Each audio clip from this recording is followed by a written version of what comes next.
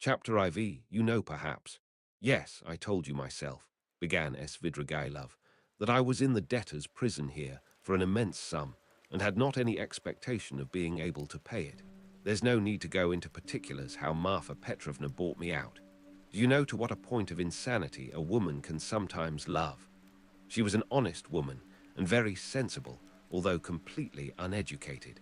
Would you believe that this honest and jealous woman, after many scenes of hysterics and reproaches, condescended to enter into a kind of contract with me, which she kept throughout our married life? She was considerably older than I, and besides, she always kept a clove or something in her mouth. There was so much swinishness in my soul, and honesty too, of a sort, as to tell her straight out that I couldn't be absolutely faithful to her. This confession drove her to frenzy, but yet she seems in a way to have liked my brutal frankness. She thought it showed I was unwilling to deceive her if I warned her like this beforehand, and for a jealous woman, you know, that's the first consideration. After many tears, an unwritten contract was drawn up between us. First, that I would never leave Marfa Petrovna and would always be her husband. Secondly, that I would never absent myself without her permission. Thirdly, that I would never set up a permanent mistress. Fourthly, in return for this, Marfa Petrovna gave me a free hand with the maidservants, but only with her secret knowledge. Fifthly, God forbid my falling in love with a woman of our class. Sixthly, in case I, which God forbid, should be visited by a great serious passion, I was bound to reveal it to Marfa Petrovna. On this last score, however, Marfa Petrovna was fairly at ease. She was a sensible woman, and so she could not help looking upon me as a dissolute profligate incapable of real love. But a sensible woman and a jealous woman are two very different things, and that's where the trouble came in. But to judge some people impartially, we must renounce certain preconceived opinions and our habitual attitude to the ordinary people about us. I have reason to have faith in your judgment rather than in anyone's. Perhaps you have already heard a great deal that was ridiculous and absurd about Marfa Petrovna. She certainly had some very ridiculous ways, but I tell you frankly that I feel really sorry for the innumerable woes of which I was the cause. Well, and that's enough, I think, by way of a decorous oraison funebra for the most tender wife of a most tender husband. When we quarreled, I usually held my tongue and did not irritate her, and that gentlemanly conduct rarely failed to attain its object. It influenced her. It pleased her, indeed. These were times when she was positively proud of me. But your sister she couldn't put up with, anyway. And however she came to risk taking such a beautiful creature into her house as a governess. My explanation is that Marfa Petrovna was an ardent and impressionable woman and simply fell in love herself, literally fell in love, with your sister. Well, little wonder. Look at Avditia Romanovna. I saw the danger at the first glance, and what do you think? I resolved not to look at her even. But Avditia Romanovna herself made the first step. Would you believe it? Would you believe it too that Marfa Petrovna was positively angry with me at first for my persistent silence about your sister, for my careless reception of her continual adoring praises of Avditia Romanovna? I don't know what it was she wanted. Well, of course, Marfa Petrovna told Avditia Romanovna every detail about me. She had the unfortunate habit of telling literally everyone all our family secrets and continually complaining of me. How could she fail to confide in such a delightful new friend? I expect they talked of nothing else but me, and no doubt Avditia Romanovna heard all those dark, mysterious rumors that were current about me. I don't mind betting that you too have heard something of the sort already. I have. Luzhin charged you with having caused the death of a child. Is that true? Don't refer to those vulgar tales, I beg, said Svidrigailov with disgust and annoyance. If you insist on wanting to know about all that idiocy, I will tell you one day. But now, I was told too about some footman of yours in the country whom you treated badly. I beg you to drop the subject. Svidrigailov interrupted again with obvious impatience. Was that the footman who came to you after death to fill your pipe? You told me about it yourself. Raskolnikov felt more and more irritated. Svidrigailov looked at him attentively, and Raskolnikov fancied he caught a flash of spiteful mockery in that look. But Svidrigailov restrained himself and answered very civilly. Yes, it was.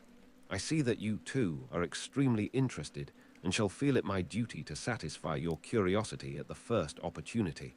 Upon my soul, I see that I really might pass for a romantic figure with some people. Judge how grateful I must be to Marfa Petrovna for having repeated to Avdotia Romanovna such mysterious and interesting gossip about me. I dare not guess what impression it made on her, but in any case it worked in my interests. With all Avdotia Romanovna's natural aversion, and in spite of my invariably gloomy and repellent aspect, she did at least feel pity for me, pity for a lost soul. And if once a girl's heart is moved to pity, it's more dangerous than anything. She is bound to want to save him, to bring him to his senses, and lift him up and draw him to nobler aims, and restore him to new life and usefulness. Well, we all know how far such dreams can go. I saw at once that the bird was flying into the cage of herself, and I too made ready. I think you are frowning, Rodion Romanovich. There's no need. As you know, it all ended in smoke. Hang it all, what a lot I am drinking. Do you know, I always, from the very beginning, regretted that it wasn't your sister's fate to be born in the 2nd or 3rd century AD, as the daughter of a reigning prince or some governor or proconsul in Asia Minor. She would undoubtedly have been one of those who would endure martyrdom and would have smiled when they branded her bosom with hot pincers, and she would have gone to it of herself. And in the 4th or 5th century, she would have walked away into the Egyptian desert and would have stayed there 30 years living on roots and ecstasies and visions. She is simply thirsting to face some torture for someone, and if she can't get her torture, she'll throw herself out of a window. I've heard something of a Mr. Razumihin. He's said to be a sensible fellow. His surname suggests it, indeed. He's probably a divinity student. Well, he'd better look after your sister. I believe I understand her, and I am proud of it. But at the beginning of an acquaintance, as you know, one is apt to be more heedless and stupid. One doesn't see clearly. Hang it all, why is she so handsome? It's not my fault. In fact, it began on my side with a most irresistible physical desire. Avdotia Romanovna is awfully chaste, incredibly and phenomenally so. Take note, I tell you this about your sister as a fact. She is almost morbidly chaste, in spite of her broad intelligence, and it will stand in her way. There happened to be a girl in the house then, Parasha, a black-eyed wench, whom I had never seen before. She had just come from another village, very pretty, but incredibly stupid. She burst into tears, wailed so that she could be heard all over the place, and caused scandal. One day after dinner, Avdotia Romanovna followed me into an avenue in the garden, and with flashing eyes insisted on my leaving poor Parasha alone. It was almost our first conversation by ourselves. I, of course, was only too pleased to obey her wishes, tried to appear disconcerted, embarrassed, in fact played my part not badly. Then came interviews, mysterious conversations, exhortations, entreaties, supplications, even tears. Would you believe it, even tears? Think what the passion for propaganda will bring some girls to. I, of course, threw it all on my destiny, posed as hungering and thirsting for light, and finally resorted to the most powerful weapon in the subjection of the female heart, a weapon which never fails one. It's the well-known resource, flattery. Nothing in the world is harder than speaking the truth, and nothing easier than flattery. If there's the 100th part of a false note in speaking the truth, it leads to a discord, and that leads to trouble. But if all, to the last note, is false in flattery, it is just as agreeable, and is heard not without satisfaction. It may be a coarse satisfaction, but still a satisfaction. And however coarse the flattery, at least half will be sure to seem true. That's so for all stages of development and classes of society. A Vestal virgin might be seduced by flattery. I can never remember without laughter how I once seduced a lady who was devoted to her husband, her children, and her principles. What fun it was, and how little trouble. And the lady really had principles, of her own, anyway. All my tactics lay in simply being utterly annihilated and prostrate before her purity. I flattered her shamelessly, and as soon as I succeeded in getting a pressure of the hand, even a glance from her, I would reproach myself for having snatched it by force, and would declare that she had resisted, so that I could never have gained anything but for my being so unprincipled. I maintained that she was so innocent that she could not foresee my treachery, and yielded to me unconsciously, unawares, and so on. In fact, I triumphed, while my lady remained firmly convinced that she was innocent, chaste, and faithful to all her duties and obligations, and had succumbed quite by accident. And how angry she was with me when I explained to her at last that it was my sincere conviction that she was just as eager as I, poor Marfa Petrovna, was awfully weak on the side of flattery, and if I had only cared to, I might have had all her property settled on me during her lifetime. I am drinking an awful lot of wine now and talking too much.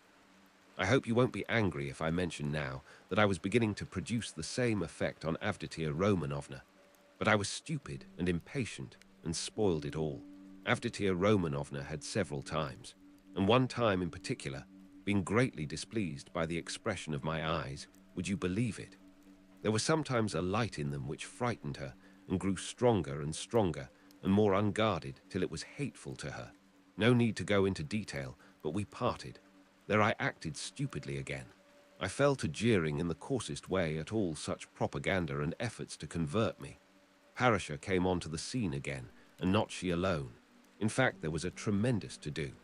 Ah, Rodion Romanovich, if you could only see how your sister's eyes can flash sometimes. Never mind my being drunk at this moment and having had a whole glass of wine. I am speaking the truth. I assure you that this glance has haunted my dreams. The very rustle of her dress was more than I could stand at last. I really began to think that I might become epileptic. I could never have believed that I could be moved to such a frenzy. It was essential, indeed, to be reconciled, but by then it was impossible. And imagine what I did then. To what a pitch of stupidity a man can be brought by frenzy. Never undertake anything in a frenzy, Rodion Romanovich. I reflected that Avditia Romanovna was after all a beggar. Excuse me, that's not the word. But does it matter if it expresses the meaning? That she lived by her work, that she had her mother and you to keep. Hang it, you are frowning again, and I resolved to offer her all my money. 30,000 rubles I could have realized then, if she would run away with me here to Petersburg. Of course I should have vowed eternal love, rapture, and so on. Do you know, I was so wild about her at that time that if she had told me to poison Marfa Petrovna or to cut her throat and to marry herself, it would have been done at once. But it ended in the catastrophe of which you know already.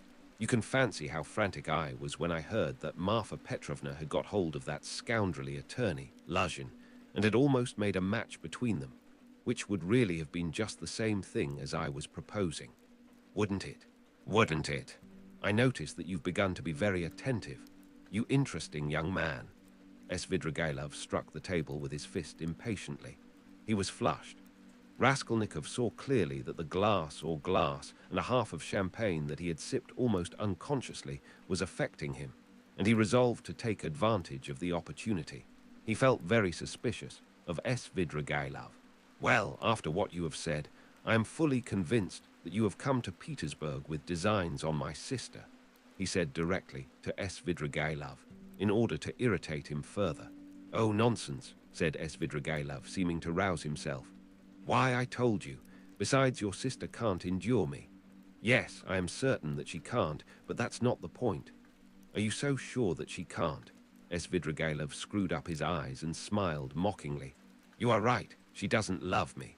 But you can never be sure of what has passed between husband and wife or lover and mistress. There's always a little corner which remains a secret to the world and is only known to those two.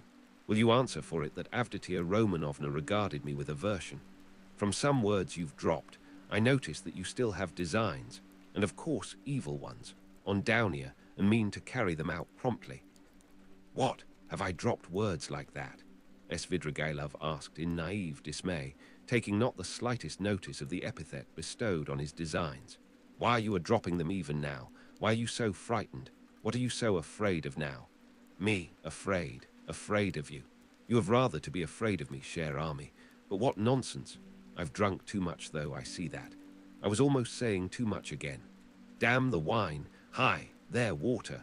He snatched up the champagne bottle and flung it without ceremony out of the window. Philip brought the water. That's all nonsense. said Svidrigailov, wetting a towel and putting it to his head. "But I can answer you in one word and annihilate all your suspicions. Do you know that I am going to get married? You told me so before." "Did I? I've forgotten. But I couldn't have told you so for certain, for I had not even seen my betrothed. I only meant to. But now I really have a betrothed, and it's a settled thing. And if it weren't that I have business that can't be put off, I would have taken you to see them at once, for I should like to ask your advice." Hang it. Only 10 minutes left. See, look at the watch. But I must tell you, for it's an interesting story, my marriage, in its own way. Where are you off to? Going again? No, I'm not going away now. Not at all. We shall see. I'll take you there. I'll show you my betrothed, only not now. For you'll soon have to be off. You have to go to the right and I to the left. Do you know that Madame Reslik, the woman I am lodging with now, eh? I know what you're thinking. That she's the woman whose girl, they say, drowned herself in the winter. Come, are you listening? She arranged it all for me. You're bored, she said. You want something to fill up your time. For, you know, I am a gloomy, depressed person. Do you think I'm light-hearted? No, I'm gloomy. I do no harm, but sit in a corner without speaking a word for 3 days at a time. And that Reslik is a sly hussy, I tell you. I know what she has got in her mind. She thinks I shall get sick of it, abandon my wife and depart, and she'll get hold of her and make a profit out of her, in our class, of course, or higher. She told me the father was a broken-down retired official who has been sitting in a chair for the last 3 years with his legs paralyzed. The mamma, she said, was a sensible woman. There is a son serving in the provinces, but he doesn't help. There is a daughter who is married, but she doesn't visit them. And they've 2 little nephews on their hands, as though their own children were not enough, and they've taken from school their youngest daughter, a girl who will be 16 in another month, so that then she can be married. She was for me. We went there. How funny it was. I present myself, a landowner, a widower of a well-known name, with connections with a fortune. What if I am 50 and she is not 16? Who thinks of that? But it's fascinating, isn't it? It is fascinating, ha. You should have seen how I talked to the papa and mamma. It was worth paying to have seen me at that moment. She comes in, curtsies, you can fancy, still in a short frock, an unopened bud, flushing like a sunset. She had been told, no doubt. I don't know how you feel about female faces, but to my mind these 16 years, these childish eyes, shyness and tears of bashfulness are better than beauty. And she is a perfect little picture, too. Fair hair in little curls, like a lamb's, full little rosy lips, tiny feet, a charmer. Well, we made friends. I told them I was in a hurry owing to domestic circumstances, and the next day, that is the day before yesterday, we were betrothed. When I go now, I take her on my knee at once and keep her there. Well, she flushes like a sunset, and I kiss her every minute. Her mamma, of course, impresses on her that this is her husband and that this must be so. It's simply delicious. The present betrothed condition is perhaps better than marriage. Here you have what is called la nature et la vérité, ha. I've talked to her twice. She is far from a fool. Sometimes she steals a look at me that positively scorches me. Her face is like Raphael's Madonna. You know, the Sistine Madonna's face has something fantastic in it, the face of mournful religious ecstasy. Haven't you noticed it? Well, she's something in that line. The day after we'd been betrothed, I bought her presents to the value of 1,500 rubles. A set of diamonds, and another of pearls, and a silver dressing case as large as this, with all sorts of things in it, so that even my Madonna's face glowed. I sat her on my knee yesterday, and I suppose rather too unceremoniously. She flushed crimson and the tears started, but she didn't want to show it. We were left alone.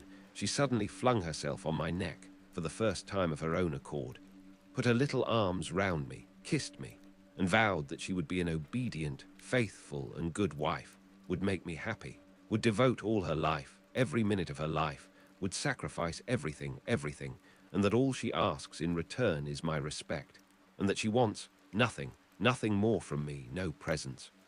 You'll admit that to hear such a confession, alone, from an angel of 16, in a muslin frock, with little curls, with a flush of maiden shyness in her cheeks and tears of enthusiasm in her eyes, is rather fascinating. Isn't it fascinating?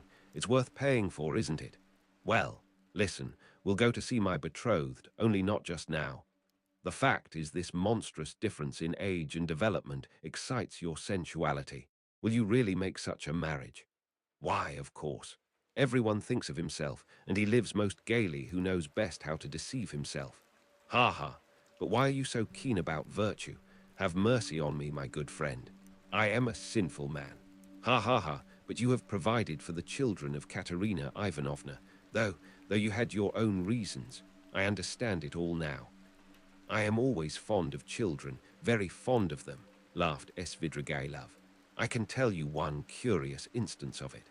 The first day I came here, I visited various haunts. After 7 years, I simply rushed at them. You probably notice that I am not in a hurry to renew acquaintance with my old friends. I shall do without them as long as I can. Do you know, when I was with Marfa Petrovna in the country, I was haunted by the thought of these places where anyone who knows his way about can find a great deal. Yes, upon my soul. The peasants have vodka, the educated young people, shut out from activity, waste themselves in impossible dreams and visions, and are crippled by theories. Jews have sprung up and are amassing money, and all the rest give themselves up to debauchery. From the first hour, the town reeked of its familiar odors. I chanced to be in a frightful den. I like my dens dirty. It was a dance, so called, and there was a can-can such as I never saw in my day. Yes, there you have progress. All of a sudden I saw a little girl of 13, nicely dressed, dancing with a specialist in that line, with another one vis-a-vis. Her mother was sitting on a chair by the wall. You can't fancy what a can-can that was. The girl was ashamed, blushed, at last felt insulted, and began to cry. Her partner seized her and began whirling her round and performing before her. Everyone laughed, and I like your public, even the can-can public. They laughed and shouted, "Serves her right, serves her right. Shouldn't bring children." Well, it's not my business whether that consoling reflection was logical or not. I at once fixed on my plan, sat down by the mother, and began by saying that I too was a stranger and that people here were ill-bred, and that they couldn't distinguish decent folks and treat them with respect. Gave her to understand that I had plenty of money, offered to take them home in my carriage. I took them home and got to know them. They were lodging in a miserable little hole and had only just arrived from the country. She told me that she and her daughter could only regard my acquaintance as an honor. I found out that they had nothing of their own and had come to town upon some legal business. I proffered my services and money. I learnt that they had gone to the dancing saloon by mistake, believing that it was a genuine dancing class. I offered to assist in the young girl's education in French and dancing. My offer was accepted with enthusiasm as an honor, and we are still friendly. If you like, we'll go and see them, only not just now. Stop. Enough of your vile, nasty anecdotes, depraved, vile, sensual man. Schiller, you are a regular Schiller. O la virtu vartiel cynica. But you know I shall tell you these things on purpose, for the pleasure of hearing your outcries. I dare say. I can see I am ridiculous myself, muttered Raskolnikov angrily. Svidrigailov laughed heartily. Finally he called Philip, paid his bill, and began getting up. I say, but I am drunk, says Corset, he said. It's been a pleasure. I should rather think it must be a pleasure, cried Raskolnikov, getting up. No doubt it is a pleasure for a worn-out profligate to describe such adventures with a monstrous project of the same sort in his mind, especially under such circumstances, and to such a man as me. It's stimulating. Well, if you come to that, Svidrigailov answered, scrutinizing Raskolnikov with some surprise. If you come to that, you are a thorough cynic yourself. You've plenty to make you so, anyway. You can understand a great deal, and you can do a great deal too, but enough. I sincerely regret not having had more talk with you, but I shan't lose sight of you. Only wait a bit. Svidrigailov walked out of the restaurant. Raskolnikov walked out after him. Svidrigailov was not, however, very drunk. The wine had affected him for a moment, but it was passing off every minute. He was preoccupied with something of importance and was frowning. He was apparently excited and uneasy in anticipation of something. His manner to Raskolnikov had changed during the last few minutes, and he was ruder and more sneering every moment. Raskolnikov noticed all this, and he too was uneasy. He became very suspicious of Svidrigailov and resolved to follow him. They came out onto the pavement. You go to the right, and I to the left, or if you like, the other way. Only adieu, mon plaisir, may we meet again. And he walked to the right towards the Hay Market.